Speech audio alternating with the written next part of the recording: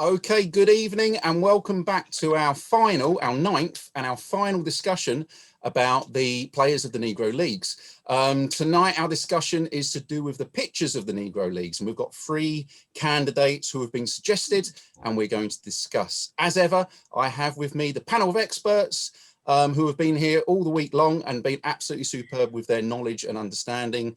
If I can just ask you all to introduce yourselves briefly, just to let everybody know who you are. Leslie, shall we start with you tonight? I'm Leslie Heaphy, history professor at Kent State University at Stark, longtime SABR member, SABR VP, write about the Negro Leagues and women's baseball, was part of the 2006 committee that elected the 17 Negro Leaguers to the Hall of Fame. Excellent. All right, thank you very much. Jim. Hi, I'm Jim Overmyer. I've written 3 books and contributed to a bunch of others on the Negro Leagues, particularly biographies of Effa Manley, the owner of the Newark Eagles, and Cumberland Posey, the owner of the Homestead Grays. I was also on that 2006 Hall of Fame committee. However, all 3 of these guys were there already, made themselves very comfortable on their plaques by the time we ever got around to them. So we didn't vote them in. Excellent. Last but not least, Ted. My name's Ted Knorr. I'm a baseball fan from Harrisburg, PA, and I've organized several, back into the 80s, SABR events, local and national. Thank you. Okay, so let's move on to our first. We're discussing 3 pictures. We've got Satchel Paige, we've got Joewilliams, and we've got Leonday. And we're going to start with Mr. Satchel Paige, a name that I think most baseball fans, even if they don't know so much about the Negro Leagues, will know Mr. Satchel Paige. Elected to the Hall of Fame in 1971, born in 1906, died in 1982. I would say he's the most famous of the Negro League players. What did he do you think, guys, that gave him that reputation, that gave him that? I mean, looking at his numbers and his career and all this, it's quite incredible. But you know, what is it that puts him in our conscious so much, do you think? I was going to say it's his, besides his numbers and everything, it's his personality. It was, Satchel loved people, and he loved to be in the front of everything. And so he was a very colorful character, and and that was part of his appeal. And that was why people liked to come out and see him. He understood from it appears from a very early age, what it took to sort of get people to pay attention to you, and and he enjoyed it. It wasn't just something that he did. He seems to have truly enjoyed. And as a consequence, the stories about him are legendary, and they abound. And the truth of that, I mean, everything from his age to everything he would say, and don't look back, something might be gaining on you. And the fact that the simple things of naming all your pitches, who does that? And yet people remember that, and people are fascinated by those kinds of things. And so Satchel's, I think, colorful personality adds to all the other things everybody's going to say. He also is around for a very long time. I mean, his longevity is also legendary. The fact that he makes the jump from the Negro Leagues to the majors at the age that he is, and then does well, adds to the right. And it just fits. I always think about one of my favorite story is the fact that he had his own plane that J.L. Wilkinson got for him. And of course, he liked everything to be fast. He drove fast. He flew the plane. Wilkinson ends up having to have his son be the pilot for him, because Satchel was not somebody that you wanted to lose in that way, right? And so thinking about that idea, but that for me is, because I'll let the others talk about his numbers, it's that aspect that I think gives everybody why he's so well known. Is in that respect, that's the comparison that's often made to Babe Ruth's personality, right? Babe loved, and so Satchel and Babe have that similarity in the sense that they and the press liked them, and they liked the press, and so there's that sense of similarity there. All right, fantastic. Well, Paige, we've been using the statistics from seamheads.com. We've all agreed, I think, a while back, these are the best Negro League compilations. Paige, and one thing they do is to annualize the numbers into 162 game totals, so you can compare them in a way to the mainstream major league schedules and production. Paige is 16-9 on a 162 game schedule, a 2.36 ERA, which is good, which is very good. Most interesting thing is in these recorded games, he's striking out about just a hair less than a batter an inning. And I think, as we've talked on screen here and a little bit off screen,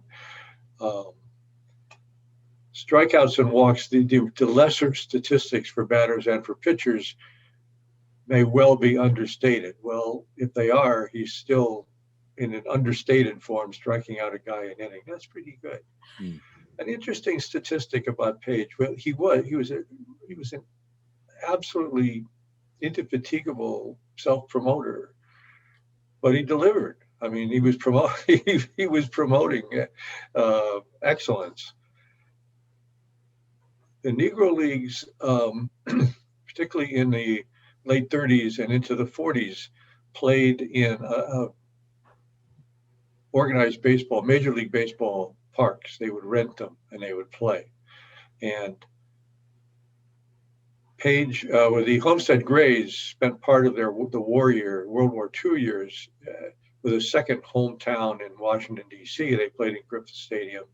Yankee Stadium became the sort of place where high class, well, I say exhibitions, I don't mean exhibition games, I mean high class showcases of Negro Leagues games went on. And when the Paige's team, usually the Kansas City Monarchs, his main team at that time, or when he was loaned out to some other team, when his team would come to town, attendance would skyrocket.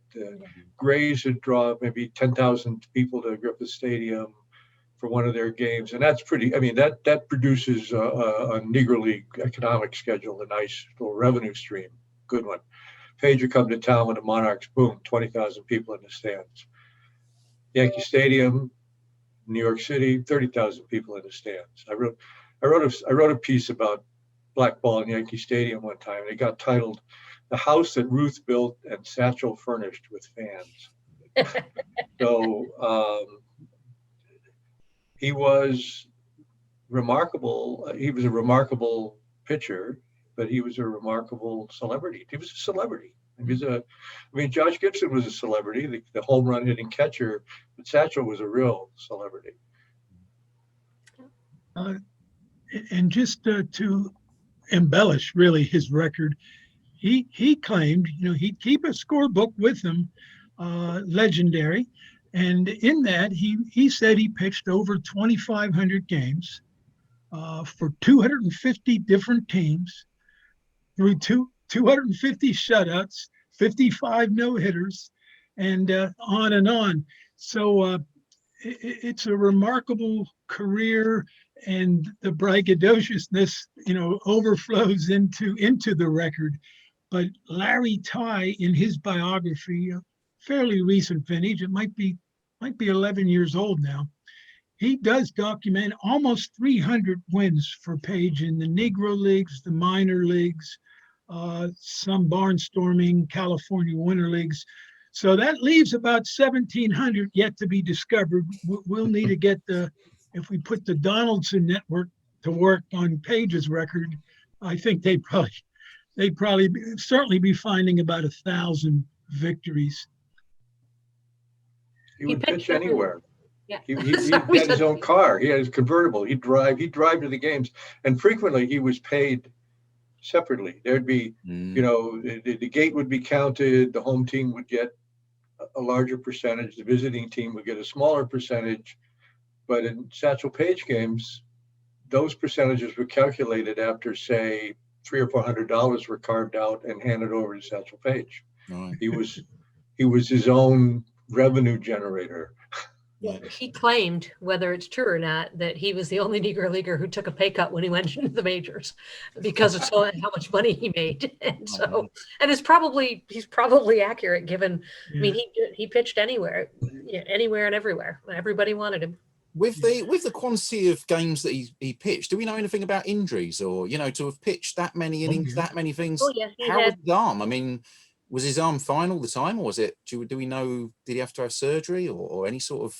I don't know. I don't think there was ever any surgery, but we do know that he had a trainer that kind of went with him, Drew Baby Floyd, who would prepared, and he claimed that there were some special concoctions that were used to help his arm recover. And he had a couple periods, at least, correct me if I'm wrong, where his arm essentially went dead and sort of had to bring it back because he pitched, but he was able to and continued pitching well into it, well past most people's prime.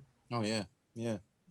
And speaking of his salary, in 1942, and I apologize, I don't have the source, but I did read this just today. He made $40,000, which made him the highest paid pitcher in baseball, period. And that was probably a fact for probably a decade of his career. I mean, Satch was still pitching decently in AAA ball at age 58. He was 10-10 for the Miami, whatever they were called then, AAA farm team, and it was just amazing. His arm went dead in the mid-30s, and it looked like it was all over. And he had this trainer, and he had, of course, it got all fableized, the mysterious concoctions, and he came back. Yeah. He had some of his best years after everybody thought he was washed up. Quite an athlete, hey. And while he claimed 55 no-hitters, he did throw 2 in the Negro Leagues. One in Greenleaf Field, Pittsburgh, and the second one was on the 4th of July. I think it might have been in Forbes Field, but I'm not sure about that. Yeah, he did. He no-hit the Homestead Grays. Practically a perfect game against the Homestead Grays for the Crawfords. Yeah, at Forbes Field. Incredible, eh? So he matches up to his words. That's it, isn't it? He actually delivered. Yeah, I remember being at the Kansas City, the Negro League Baseball Museum, and they've got the fantastic His Rules to Life. I think there was like 6 points or something, His Rules to Life. If anybody watching this hasn't seen those, Google them and have a look. It's superb, but he was quite the character and obviously an incredible player. So great. Okay, let's move on to our second pitcher, who is Joewilliams, Smokey Joewilliams, born 1885 and dying in 1951. His career, obviously, it seems to have spanned from the kind of pre-Negro leagues and then into the more established leagues as well. But again, incredible record. What should we say about him? Oh, lots.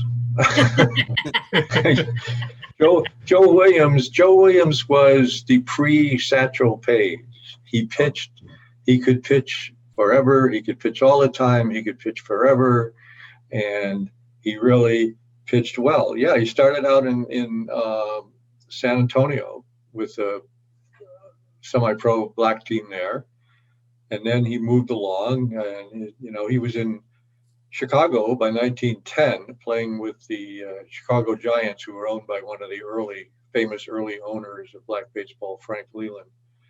Leland once said that he compared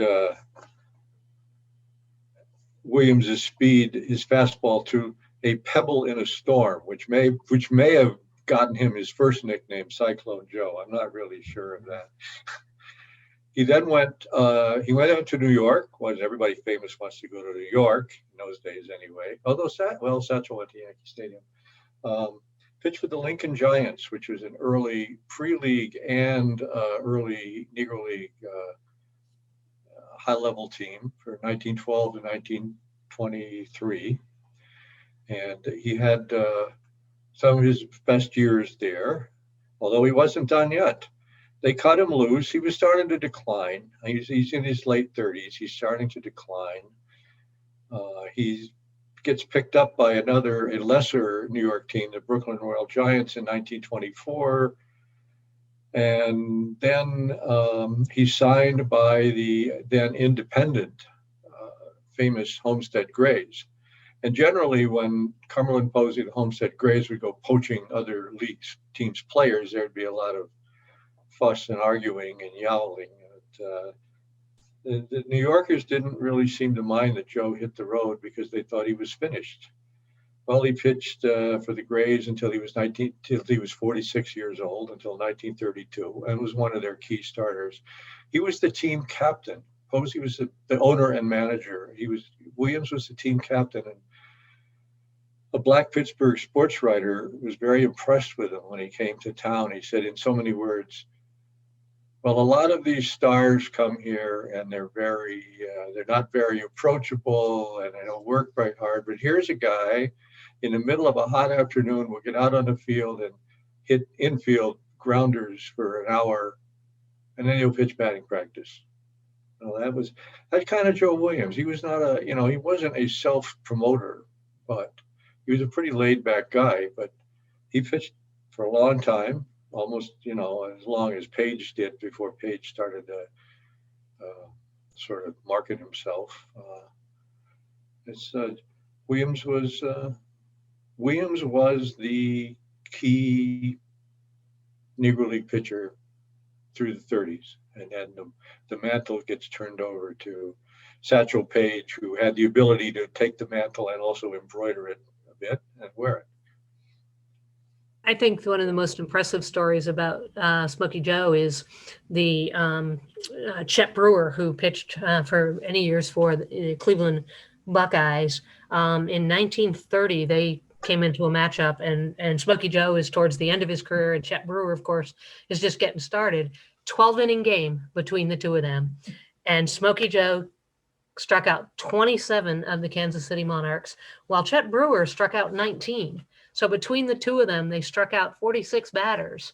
And Brewer's would have been amazing, and he got topped that day by Smokey Joe. And Smokey Joe, interestingly, afterwards said that he thought that Chet Brewer was the next up and coming. He was very impressed with what he saw from Chet Brewer coming into that. It would just, with Smokey Joe, it also appears, if you look at, again, some of the stats, and I was looking at their WAR, and he's second behind Bullet Joe. They're number one and number two on seam heads. And so, again, just thinking about that is also impressive. And he was around as Jim said, around a very long time, 26 years. And one attribute of Williams that I want to point out here, because it dwarfs Paige. The number that Leslie just mentioned, Smokey Joe being number 2 in WAR to Rogan. Smokey's bat. Smokey was a 280 career hitter, and that's what nudges him ahead of Paige in the WAR standings, because that counts pitching, hitting, and fielding. And Smokey Joewilliams was not an easy out at any point in his career, whereas Paige said, I never hit under 300. Well, he averaged 097 in the majors, and he averaged just over 200 in the Negro Leagues. Smokey and Satch also lock horns in the 1952 Pittsburgh Courier poll. Mm-hmm. And that should be pointed out, because just as he edges Paige in WAR, he also beats him out by 1 vote to be the number 1 pitcher on that all-star team. But in deference to both of them, Williams got 20 votes, Paige got 19, Rogan got 9. So there's the gap between Williams and Paige and the rest of the group. Very good. Very good. All right. Okay. That's incredible. Let's move on to our last suggested pitcher, who is Leonday, born in 1916 and dying in 1995, elected to the Hall of Fame in 1995. Yeah, again, incredible. He seems as though, I've got a quote here saying that he was as good or better than Bob Gibson. That was from Monty Irvin. I mean, yeah, again, incredible athlete, it seems. Well, Irvin was the one who said that he thought he was one of the best athletes overall that he had ever seen, just as because if I'm right, Day played some outfield and infield as well. So he was pretty much out there much more regularly on the field. Has a much shorter career than the other two we're talking about in terms of his career, but did pitch in 6 East-West All-Star games. So even in, I think he only had an 11 or 12-year career. And so half of that he was elected to the East-West. In 1942, Posey said that he rated Day higher than Paige in terms of that. And then something that was mentioned about one of our other players, there's a foundation today that has been set up for the Leonday Foundation to work with kids and things in Baltimore, in the Baltimore area. And so, and am I correct in remembering that Day passed away the day after he found out? Within a week, yep. Or something. Yeah. It was very close to his finding out that he was elected to the Hall of Fame. And so it was. Sorry, he did know about it, or did he just miss it? I was just wondering, just when I read that, I thought, wow, that's, it was very close. I couldn't remember how close. I couldn't remember, but it was very close. But he did find out that he had been elected to the Hall of Fame. So he was a very humble man. Yes. I interviewed him once over the phone. I'd never met him in person. Very nice guy and very helpful. He was very versatile. He played. Seamheads has him pitching about 100 Negro League games, and he's in the field, second base or the outfield at about 80 more. I mean, and he hit over 300 lifetime. He could have been an East-West All-Star even if he'd never been a pitcher. Yeah. In 1940, we've already mentioned Monty. This is before Doby. Irvin and Day were the Keystone combination for a good part of that year. And Leon's also, as Satchel, he's remembered for a very famous no-hitter.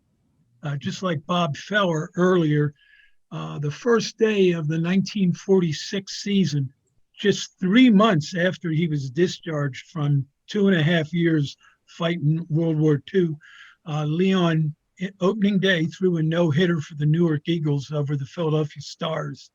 So that's certainly one of his better games. It's not his only great game, but certainly one of them. Yeah, absolutely. All right. Okay. Well, thank you very much. That brings us to the end of the 3 pictures that we were planning to talk about, or were suggested to be put onto the Dream Team canvas. And speaking of the Eagles, the Newark Eagles, we're actually going to be talking. We've got a bit of bonus material that we're going to talk about the owner, co-owner of the Newark Eagles, Effa Manley. And I know that Jim has a huge amount of information on Effa, and of course, Leslie, your background with SABR, you have a lot to do with the women in baseball. So I thought it'd be really nice just to talk about Effa Manley and her contribution to the Negro Leagues, but also maybe there's some other ladies in baseball, women in baseball. I know I was listening to a podcast earlier about Mammy Peanut Johnson, and maybe we can just talk a little bit about those the roles that those ladies had in Negro League Baseball. The women have a bigger role, I would say, in Negro League Baseball than in mainstream Major League Baseball, although there have been women owners of teams. The only one of them in the Hall of Fame is Effa Manley, and of course, the Negro Leagues had 3 women players, and the Major Leagues mainstream Major Leagues have none. Effa was she followed her husband Abe Manley into baseball. She liked baseball. Abe was a real baseball fanatic, and he said one day to her, I don't know, 1933 or 34, when the second Negro National League was getting traction after the Depression, we could have a team, and I could run it better than some of those guys. She said, "Oh yeah, well, that's interesting." Well, he went and got a franchise, and in Brooklyn, called the team the Brooklyn Eagles. Their first year, they were Leon Day's not his first boss, his second boss in the majors. He played for the Baltimore Black Sox in '34, and the team folded. And as I gather, I think this is right, the Manleys were interested in Rap Dixon to play outfield because he was out of a job too. And Day was sort of a pickup. Well, Dixon was near the end of his career and left the team after a year or so, and Day stuck around more or less forever, except for World War II. So they played in Brooklyn, and they had moderate success. They rented Ebbets Field, which is, if you know anything about New York City geography, is a hell of a long way from their fan base in Harlem. And that really wasn't working. So there was a failing team in the league in Newark called the Dodgers, and the Manleys bought out the owner and merged the two teams, and away they went. They went from mediocrity in the mid-30s to being very good. Of course, they're chasing the Homestead Grays all the time. It's like chasing the New York Yankees in the 50s and the 60s. You chase them and you chase them and you don't hardly ever catch them. But you're the second best team in the league. And finally, they won the league pennant in '46, and playing against Satchel Paige's Kansas City Monarchs. Interesting how this all works together. They Effa knew Joewilliams too while we're at it, but not in a baseball sense. He was tending bar in Harlem when she was living there. So she got in the Hall of Fame in 2006, primarily because of the good management. She was a stickler, and her husband supported her. He had about as much interest in administration as he might have had in brain surgery. You know, he was a baseball guy, but he realized that the team had to run well, and so he didn't get in her way, and she didn't get in his way, and the two of them complemented each other to a great extent. They were a very well organized team in a time when that wasn't always the case with not only black teams but white major league teams.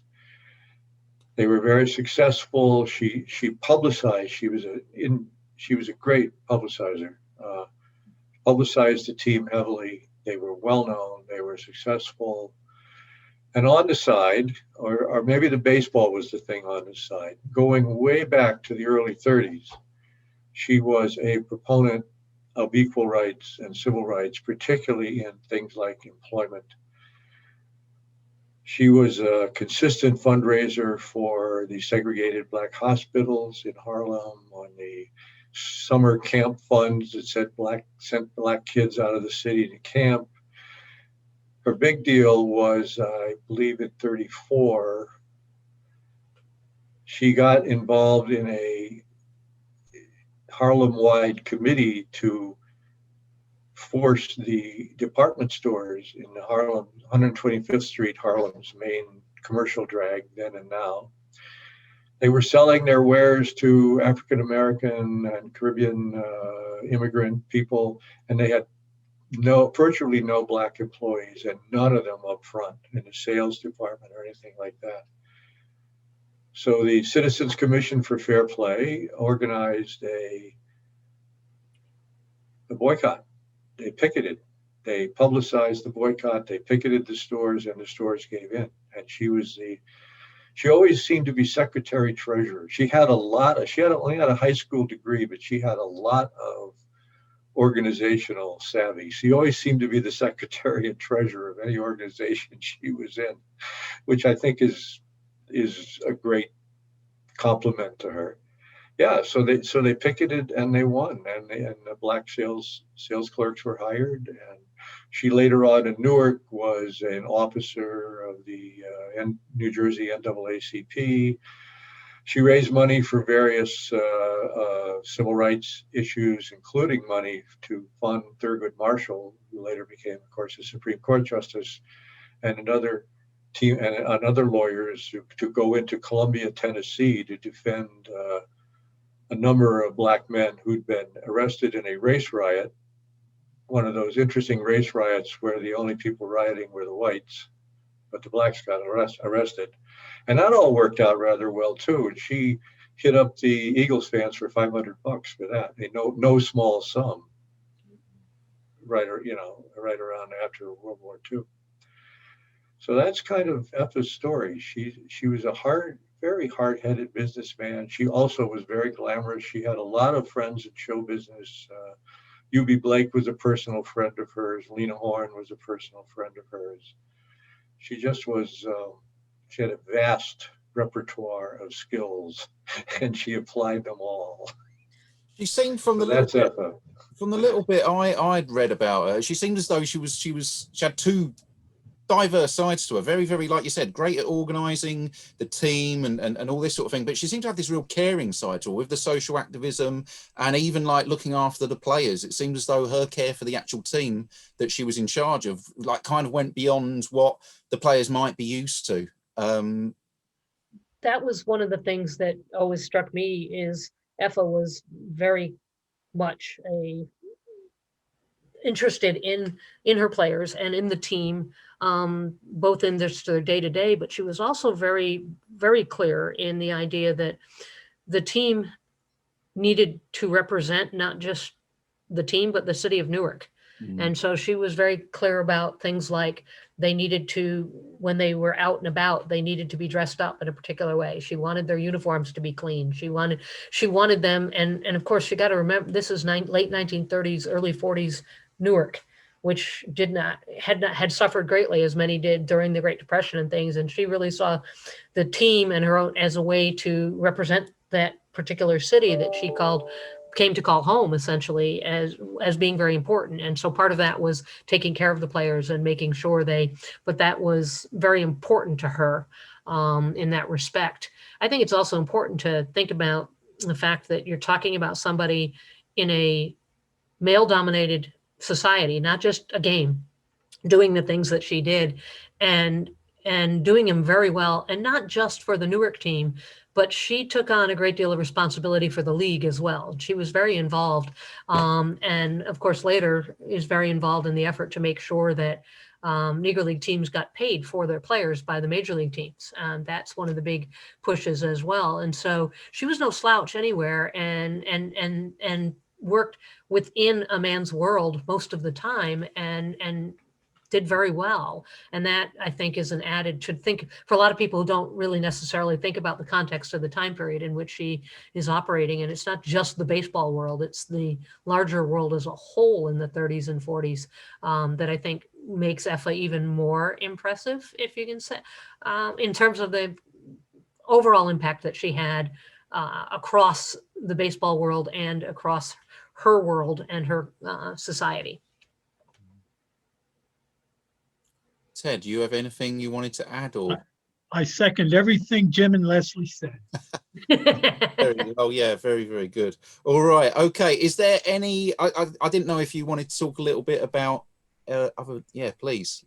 I was just going to say, while Effa is the only, will be certainly in the Hall of Fame currently.